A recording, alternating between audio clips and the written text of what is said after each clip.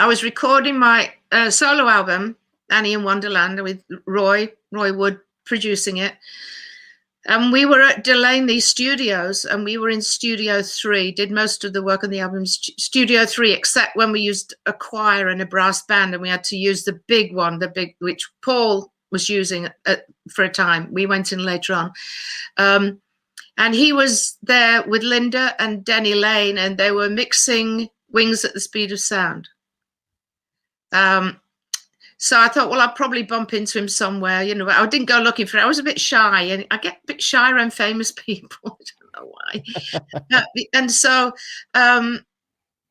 although I could have said, you know, do you remember my brother Michael? Because, you know, they got up to mischief, you know, most of the time, I believe, from my brother, you know. Anyway, so we just finished my lead vocal on If I Loved You. And I came out of the studio and into the control room and sat down, and we played it back. And as it finished, Paul McCartney, he said, whose voice is that? And he came over and he said, that just made, I just got shivers down my spine. He said that was the most beautiful thing. Yeah. So that was pretty amazing. So then we lost an hour recording time at the studio because he came in and he started talking to us. You know, it was like, wow, he certainly had charisma. Unbelievable. Yeah, wow. That was very special. And Ringo, Roy and I went to, we used to go to Trader Vic's. They used to have them over here, didn't they? And it was at the Hilton on Park Lane. And we went in there, and what you did is you go in. I love those places. You really felt like you were in Tahiti or somewhere. So I remember going in with Roy and going straight into the bar and have a drink while you wait for your table, you know. So we go in there, and Harry Nilsson's in there with Ringo Starr sitting at a table. And Ringo sees Roy and says, "Hey, Roy, come over there and have a drink, you know, come over there."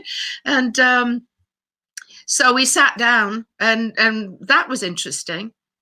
I think they'd had a few, but it was quite amazing just to sit there and talk to them and listen to them, you know. And then we went in and had an amazing dinner, of course. But yeah, that's where I met Ringo. I never met George or John. I'd love to have met both of them, you know. Right. Well, I think you did okay. Yeah. The other thing is, when my brother was opening up for them in the 60s. Sorry, that's my little dog. She's got a cough.